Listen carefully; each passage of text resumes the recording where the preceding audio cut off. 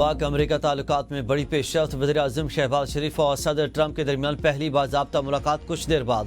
वज़ीर-ए-आज़म शहबाज शरीफ, field marshal Asim Munir और वज़ीर दाखिला मोहसिन नकवी वाशिंगटन पहुँच गए। मुलाकात में आलमी और इलाकाई मामलात पर तफसीली गुफ्तगू मुतवक्के।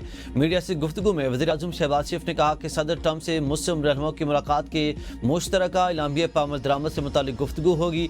जनरल असम्बली इजलास में मसला कश्मीर, फ़लस्तीन समेत तमाम इशूज़ पर बात करूँगा। मार्के हक पाकिस्तान की अजीम फतह थी। हमारी अफवाज ने हिंदुस्तान को शिकस्त फाश दी और भारत का घमंड पाश पाश कर दिया। फील्ड मार्शल आसिम मुनीर ने दुनिया को दिखाया कि जंगें किस तरह लड़ी जाती हैं। वज़ीर-ए-आज़म शहबाज शरीफ की सरबराही में आला सतह इजलास में वज़ीर ख़ारजा इसहाक़ डार और दीगर वज़ीरा शरीक। अमरीकी सदर डोनाल्ड ट्रंप से आज होने वाली मुलाकात पर तबादला ख्याल। वज़ीर-ए-आज़म वफ़द के हमरा पाकिस्तानी वक्त के मुताबिक रात 1 बजे व्हाइट हाउस पहुंचेंगे।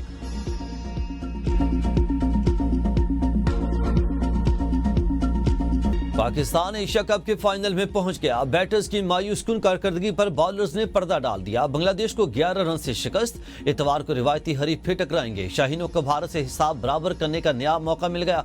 पाकिस्तान के 136 रन के हदफ के ताक़ुब में बांग्लादेश की टीम 9 विकेट पर 124 रन बना सकी। बांग्लादेश के 5 बैटर डबल फिगर्स में दाखिल न हो सके। शमीम हुसैन 30, सैफ हसन 18 रन बनाकर नुमायां बैटर रहे। शाहीन और रऊफ की 3-3 विकेटें। पाकिस्तान ने पहले खेलते हुए 8 विकेट पर 135 रन बनाए थे। ग्रीन शर्ट्स का टॉप ऑर्डर फिर फ्लॉप।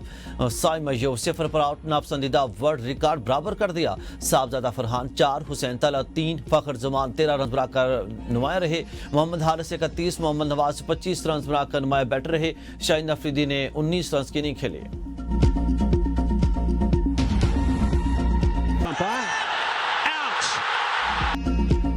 साइम अय्यूब ने टी20 क्रिकेट का नापसंदीदा वर्ल्ड रिकॉर्ड बराबर कर दिया। अब बाएं हाथ के बैटर साइम अय्यूब एशिया कप टी20 में बांग्लादेश के खिलाफ मैच में एक बार फिर 0 पर आउट हो गए। साइम मुत्तहिदा अरब अमारात में जारी इवेंट में चौथी और रवां साल में छठी बार 0 पर पवेलियन लौटे हैं। इससे कबल जिम्बाब्वे के रिचर्ड नगारवा 2024 में टी20 में 6 मरतबा बगैर कोई रन बनाए पवेलियन लौट गए थे। बेनज़ीर इनकम सपोर्ट प्रोग्राम वो वाहिद तरीक़ेकार है कि वफाकी हुकूमत मुतासिर लोगों को फौरी तौर पर रिलीफ पहुंचा सके। इलेक्शन के दौरान तो मुस्लिम लीग नवाज इस प्रोग्राम का ओनरशिप पूरी अंदाज में ले रहे थे, तो अगर उन्होंने यू टर्न इस पे लिया है तो उनसे पूछा जाए। वफाकी हुकूमत सैलाब मुतासिन की मदद बेनज़ीर इनकम सपोर्ट प्रोग्राम से करे। बिलावल भुट्टो का एक बार फिर मुतालबा। वज़ीर हाउस कराची में प्रेस कॉन्फ्रेंस के दौरान कहा कि पिछले सैलाब में भी वफाकी हुकूमत ने यही काम किया और कोविड की वबा के दौरान भी हमने यही किया था। इलेक्शन में Noon league Benazir income support programme की पूरी ओनरशिप ले रही थी। अब यू टर्न लिया है तो इनसे पूछा जाए। मुतासर लोगों को फौरी रिलीफ पहुँचाने के लिए BISP वाहिद प्रोग्राम है। BISP के खिलाफ बयानात देने वालों को इस प्रोग्राम का मालूम भी नहीं होगा। मुस्लिम लीग ने प्रोग्राम से मुतालिक कोई तरमीम या ड्राफ्ट नहीं दिया। हम बर वक्त आलमी अपील करते तो मुतासिन की ज्यादा मदद कर सकते थे। ऐसा क्यों नहीं हो रहा, ये हमसे नहीं वफाक से पूछें।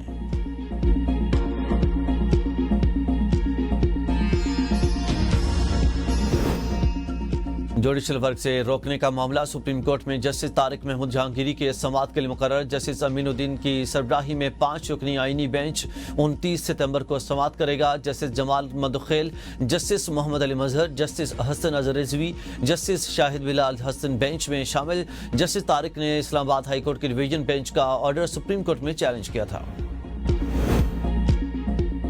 सदर को हाई कोर्ट के एक जज को दूसरी हाई कोर्ट ट्रांसफर करने का इख्तियार है। सुप्रीम कोर्ट ने जजेस ट्रांसफर और सीनियरिटी केस का तफसीली फैसला जारी कर दिया। फैसले में कहा गया कि इख्तियार अपनी नौयत में आज़ाद है। सदर मुमलिकत की ये इख्तियारात आइन के किसी और आर्टिकल मुनसर नहीं है। बुनियादी शर्त यह है कि जज को हाई कोर्ट मुंतकिल करने के लिए जज की रजामंदी लेना जरूरी है। सदर मुमलिकत चीफ जस्टिस पाकिस्तान और दोनों हाई कोर्ट्स के चीफ जस्टिस से मुशावरत के पाबंद हैं। हंगामी हालात में हाई कोर्ट्स के जजों की तादाद आर्जी बढ़ाई जा सके। सदर मुमलिकत की जानिब से मंजूरी चीफ जस्टिस पाकिस्तान मुतल्लिका हाई कोर्ट के चीफ जस्टिस से मुशावरत के बाद दी जाए। खाली असामियत तबादले के इख्तियार पर असरअंदाज नहीं होती। जज का तबादला किसी तौर नई तकर्री करार नहीं दिया जा सकता। बतौर आईनी बेंच हम अपने दायराकार तक महदूद रहना चाहते हैं। मुशावरत करने वालों पर आयद इल्जामात में उलझना नहीं चाहते।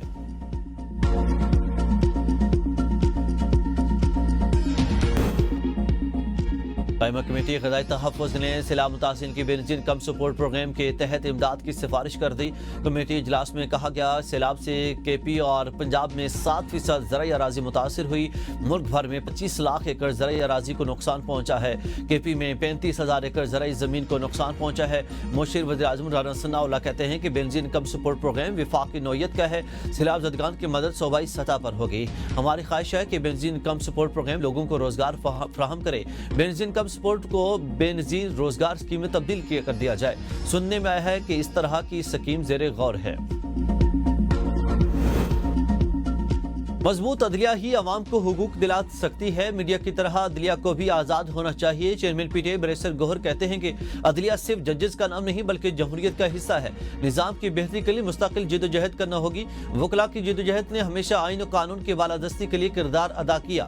اسلام آباد میں متعدد کانفرنسز ہوئیں مگر نتیجہ نہیں نکلا۔ کسی ایک سیاسی جماعت نے بروقت الیکشن کے لیے درخواست دائر نہیں کی۔ سپریم کورٹ فیصلے کے باوجود عمل کرانے کے لیے کوئی بھی آگے نہ بڑھا۔ آزاد عدلیہ کے لیے وکلاء تحریک چلائیں گے اور پی ٹی آئی ساتھ دے گی۔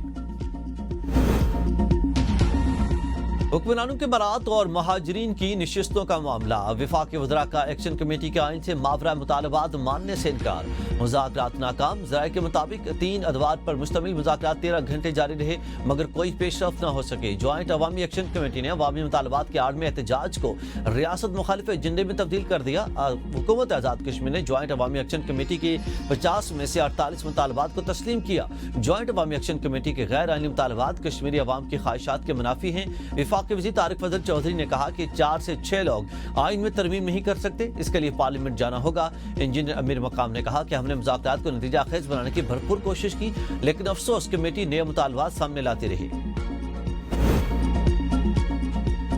جس طرح نظام چلایا جا رہا ایسے نہیں چل سکتا۔ وزیر اعلیٰ خیبر پختونخوا علی مل گنڈا کہتے ہیں کہ بانی پی ٹی آئی حقیقی آزادی کی جنگ لڑ رہے ہیں۔ ہماری تحریک و جدوجہد جاری رہے گی۔ سب نظریں عدلیہ پر ہیں۔ قوم انصاف کی امید رکھتی ہے۔ بانی پی ٹی آئی پر کیس بنائے جا رہے ہیں۔ بانی پی ٹی آئی پر مقدمات کے خلاف سپریم کورٹ بھی جائیں گے۔ علی مل گنڈا کا 27 ستمبر جلسے میں 1 کروڑ کارکنان لانے کا اعلان۔ پی ٹی آئی قیادت کے لیے درد سر بن گیا۔ پی ٹی آئی کور کمیٹی اور سیاسی کمیٹی کی جانب سے ارکان قومی اور صوبائی اسمبلی کو خصوصی ٹاسک۔ ہر رکن قومی اسمبلی کو 1000، رکن صوبائی اسمبلی کو 500 کارکن ساتھ لانے کی ہدایت۔ ذرائع کے مطابق ٹارگٹ پورا کرنے پر بھی 90,000 کارکنان جمع ہو سکیں گے۔ جنید اکبر بھی علی مل گنڈا کے جذباتی بیانات پر نالا۔ کہا علی مل گنڈا قیادت اور کارکنوں کو آزمائش میں نہ ڈالے، وہ بات کرے جو وہ پوری کر سکتا ہو۔ تمام سیاسی جماعتوں کو ایک پروگرام پر متفق ہونا ہوگا۔ جو پارٹی آئین پر متفق نہیں وہ سیاسی جماعت نہیں۔ محمود خان اچکزئی کے پروگرام سوال سے آگے میں گفتگو۔ کہا کہ پاکستان خطرناک بحرانوں میں گھرا ہوا ہے، تمام اداروں کی میٹنگ بلانے چاہیے۔ فوج، عدلیہ، ججز اور دانشور سب کو مل بیٹھ کر قومی لائحہ عمل بنانا ہوگا۔ بانی سے اختلاف ہو سکتا ہے مگر عوام کی ووٹ کی عزت ہونی چاہیے۔ یہ ایک ایسا نظام ہے جہاں بیٹے، بیٹیاں اور رشتہ دار سیاست میں آگے آتے ہیں۔ بانی پی ٹی آئی کو ووٹ ملنے کے باوجود اقتدار چھین لیا گیا۔ کم عمر بچوں کے فیس بک اور ٹک ٹاک استعمال پر پابندی کے لیے درخواست پر سماعت۔ لاہور ہائی کورٹ نے درخواست گزار سے پی ٹی اے کو دی گئی درخواست کی تفصیل طلب کر لی۔ چیف جسٹس نے ہدایت کی کہ پی ٹی اے کو کب درخواست دی اور ادارے کو وصول کب ہوئی، تفصیل فراہم کریں۔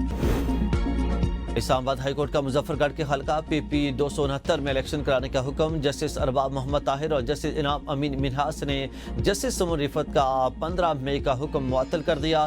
جسٹس سمن رفت امتیاز نے حلقہ پی پی 269 میں دوبارہ گنتی کا حکم جاری کیا تھا، جس کے بعد پیپلز پارٹی کے ایم پی اے علمدار عباس نے پنجاب اسمبلی سے استعفیٰ دے دیا تھا۔ الیکشن کمیشن نے علمدار عباس قریشی کے استعفیٰ دینے کے بعد سیٹ خالی کرا۔